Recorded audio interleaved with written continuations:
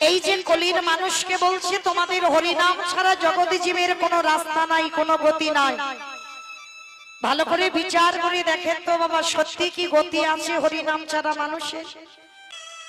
একমাত্র ভব পারাপারের সম্বল হলো বাবা এই হরিনাম সংকীর্তন। যে যাই করি না কেন আগে সবাইকে মনে রাখতে হবে মা এটা কলিযুগ। কলিযুগে যাগযজ্ঞ না করলে হয়ে যাবে, ব্রত পূজা না করলে হয়ে যাবে, পূজা অর্চনা না করলে হয়ে যাবে, কিন্তু কলিযুগে প্রত্যেকটা ভক্তকে একটাই নাম আস্বাদন করতে হবে, যেটা হলো এই মহাপ্রভুর হরিনাম সংকীর্তন। আপনারা প্রশ্ন করবেন মৌমিতা, ও তো সব কীর্তনিয়ারা বলে যায়, বলে হরিনাম করো, হরিনাম শোনো, ভগবানকে ডাকো, একাদশী করো, ভগবানের চরণে তুলসী দাও, সব কীর্তনিয়ারা বলে, আর আপনারা শুনে সব বাড়িতে চলে যায়। আর এই যে যতক্ষণ থাকবেন ততক্ষণ কানের ভিতরে থাকবে, আর এখান থেকে বেরিয়ে গেলে কান থেকে বেরিয়ে চলে যাবে। কিন্তু না, কীর্তন শুনতে যখন বসেছেন, গাইতে যখন দাঁড়িয়েছি বাবা, একটু অনুভব করতে হবে, বিচার করতে হবে। এই যে হরিনাম শুনলে হবে না, হরিনাম গাইলে হবে না। এই যে কলির মানুষকে বলছে তোমাদের হরিনাম ছাড়া জগতে জীবের কোনো রাস্তা নাই, কোনো গতি নাই। ভালো করে বিচার করে দেখেন তো বাবা, সত্যি কি গতি আছে হরিনাম ছাড়া মানুষের? গতি যদি থাকতো বাবা, যে যত বড় ধনী হোক না কেন, যারে যত টাকা থাকুক না কেন, যারে যত অট্টালিকা থাকুক না কেন, কেউ যদি সারা জীবনটা দিল্লি বম্বেও কাটিয়ে দেয়, তবুও মনে রাখবে মাস শেষের দিনে তোমার কেউ আপন হবে না। এইটা যে যত তাড়াতাড়ি ভাবতে পারবে বাবা, তার তত মঙ্গল। এ পৃথিবীতে তোমার কেউ নয়, সব অনিত্য বস্তু।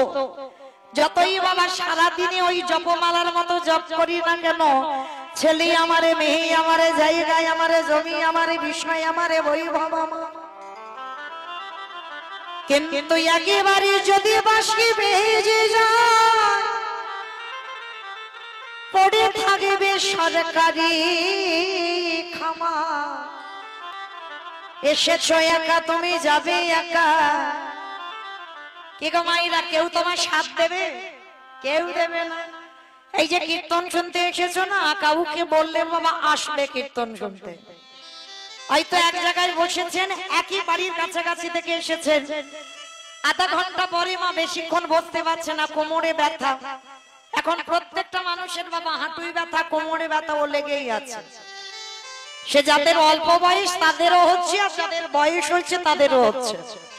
তো মায়েরা বেশিক্ষণ বসতে পারবে না, তো আধা ঘন্টা পরে বলবে দিদি চল না এবার একটু ঘরের দিকে যাই, তাই না? একজনের হয়তো কীর্তন শুনতে ভালো লাগছে, কিন্তু একজনের কোমরে এত ব্যথা যে বেশিক্ষণ বসতে পারছে না। কিন্তু মা আজকে তুমি ডাকছো, তোমার সঙ্গে সে চলে যাচ্ছে। কই শেষের দিনে একবার ডাক এলে কাউকে ডেকে দেখো তো, একবার বলো দিদি চল না। একসঙ্গে মৌমিতার কীর্তন শুনতে যেতাম, একসঙ্গে বাজারে যেতাম, কত গল্প গুজব হতো, কত রান্না বান্না করি, কত ছেলে বৌমার নামে গল্প হতো।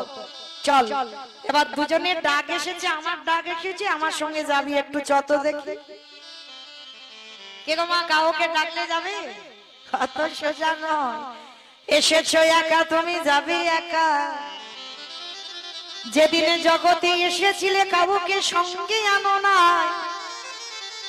আরে যেদিনে তুমি ঘরে ফিরবে সেদিনও কাউকে সঙ্গে নিয়ে যাবে না। তাহলে যাবে কি? সঙ্গে যাবে বাবা শুধু তোমার কর্মটুকু। কতদিন ভাগবত আশ্রয় করেছ, কতদিন সাধুগুরু বৈষ্ণব চরণ ধরেছ, কতবার কীর্তনে বসেছ, কতবার একাদশী করেছ, কতবার ভগবানের চরণে তুলসী দিয়েছ। এই কর্মগুলো শুধু শেষের দিনে সঙ্গে যাবে। তবে মা আরেকটা জিনিস সঙ্গে যাবে, ওটার গ্যারান্টি আমি দিতে পারব। কে বলো তো? জানি না আপনাদের এই হাওড়া জেলাতে নিয়ম আছে কিনা, তবে আমার দক্ষিণ 24 পরগনা ডায়মন্ড হারবারে নিয়ম আছে। মানুষ মরে গেলে কিছু দাও বা না দাও, সে বড় লোক হোক আর গরিব হোক, যাদের বাড়িতে আছে তো বাবা খুব ভালো, আর যাদের বাড়িতে নাই দুটো জিনিস ভাড়া করতে হবে, একটা হলো খোল আর একটা হলো করতা। আর বাজাতে বাজাতে যাই না, বলো হরি হরি বল, বলো হরি হরি বল। কি মায়েরা হাওড়া জেলাতে নিয়ম আছে? বাহ, তাহলে একটু বুঝতে সুবিধা হয়। তাহলে এই জায়গাটা একটু বাবা বিচার করে বলবেন। ঠাকুর বিসর্জন করতে যাচ্ছি, বড় বড় ডিজে ডিজে বক্স বাজছে, বাজছে না? ঠাকুর বিসর্জন করতে যাচ্ছি, নেচে নেচে বিসর্জন হচ্ছে।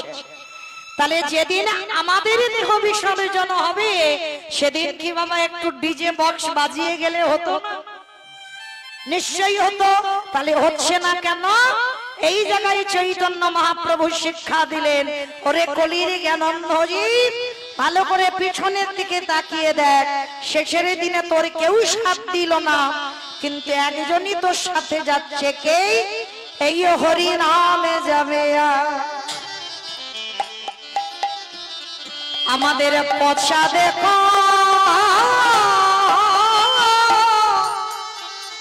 দেখো যাবে।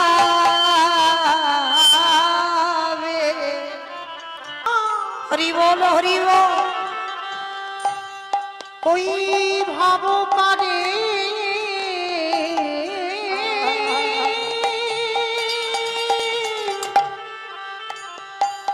পারি যাবে।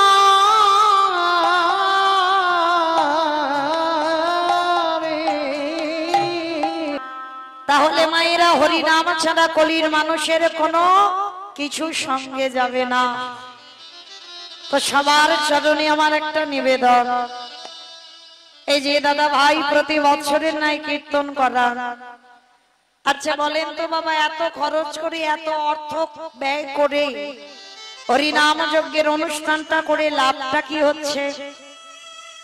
এই টাকাটা কি ব্যাংকে রাখলে বাবা একটু কাজ হতো না? কি প্রয়োজন ছিল এই এত টাকা ব্যয় করে দিয়ে এই ভক্ত সেবা, এই যে হরিনাম যজ্ঞ করব, এত সুন্দর প্যান্ডেল করব, কি প্রয়োজন ছিল? আচ্ছা, কিছু যদি পাওয়া না যেত না, কলির মানুষ এই ভগবানের নামে এত পাগল হতো না, তাই না? এই মৌমিতার কীর্তন তো বাবা এখন ইউটিভিতে শোনা যাবে। এই যে এরা এসেছে না, দুদিন পরে এদের জন্য সবাই বাড়িতে বসে বসেও দেখতে পাবে। হ্যাঁ, তাহলে এদের জন্য কীর্তনিয়াদেরও প্রচার, এদের জন্য ঘরে বসে বসে শোনা যায়। তাহলে এত গরমে কিসের জন্য আপনারা এসেছেন ছুটে?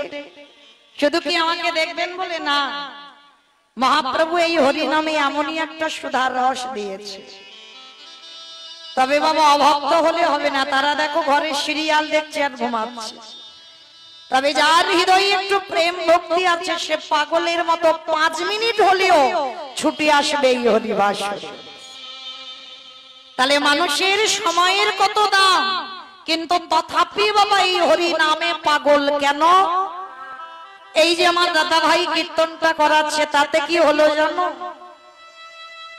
আমার গোলকে বসে আমার রাধারানী একটা প্রতিজ্ঞা করেছিল বধূর কাছে, আমার গোবিন্দের কাছে বলেছিল, জানো গোবিন্দ, আমি কথা দিলাম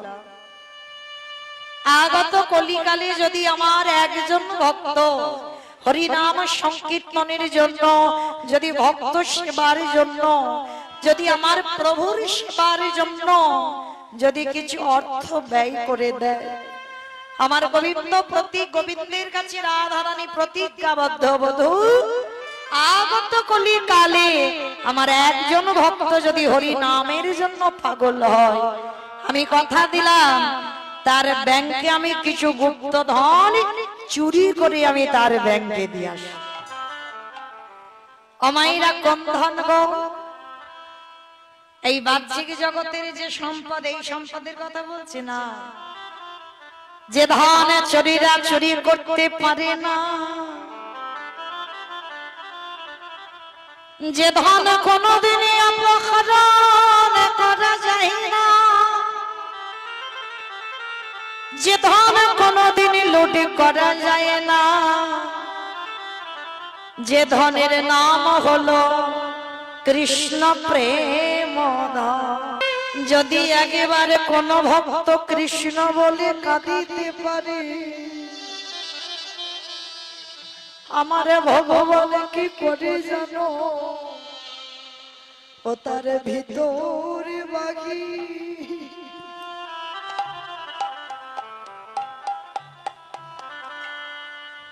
ও বাহিরে আলো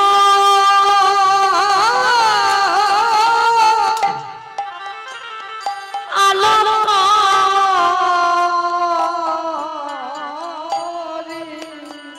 জানি তাই যে বাড়িতে আজকের এই যে হরিনাম সংকীর্তনের আয়োজন, পিতা গঙ্গাধর পাল, মাতা যমুনা পাল, পুত্র লালটু পাল, পুত্র বধূ মৌ পাল, কন্যা ইশিকা পাল, পুত্র ঈশান পাল, ভাইপো রিতম পাল, ভাইজি রিমা পাল, যাদের ঐকান্তিক প্রচেষ্টায় আজকের এই যে মহতী নাম যজ্ঞানুষ্ঠান, যতজন ভক্তবৃন্দ পদধূলা দিয়েছেন, আপনারা এই পরিবারকে আশীর্বাদ করবেন যেন অন্তিম সময় পর্যন্ত এদের যেন গৌর গোবিন্দ চরণে মন মতি থাকে। নিতাই গৌর প্রেমানন্দে হরি বল হরি বল। কারণ মায়েরা, ভগবান তো কোনোদিন বলেনি গো আমায় রজনীগন্ধার মালা দিয়ে সাজিয়ে দাও। ভগবান কোনোদিন বলেনি আমাকে শ্বেত পাথরের মন্দির গড়ে দাও। কোনোদিন বলেনি আমাকে দামি দামি অলংকারে সাজিয়ে দাও। ভগবান ভক্তের কাছে একটাই বস্তু চেয়েছে, ওটে কলির জ্ঞানন্ধজি।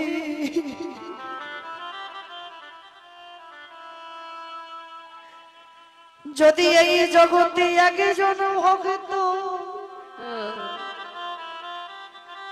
যদি নিরজনে আমার চরণে বসি, যদি একেবারে বলতে পারি কৃষ্ণ তোমার গোলাম বলে, আমারে ভগবান বললেন পৃথিবীর যে প্রান্তে আমি থাকি না কেন,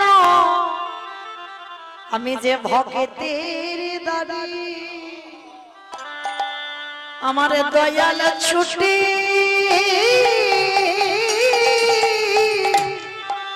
ছুটি আসে। নিতাই গৌর কৃষ্ণ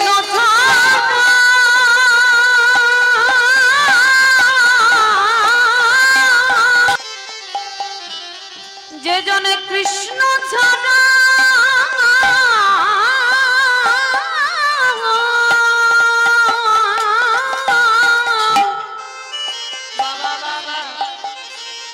ছাড়া মন জানে না,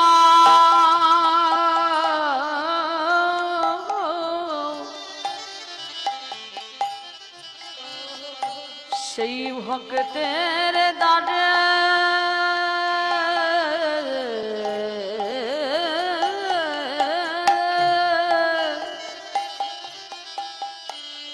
দয়াল ছুটে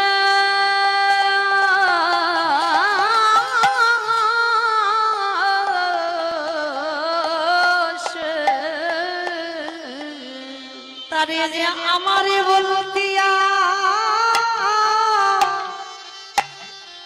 আরে কিছু রাখে না,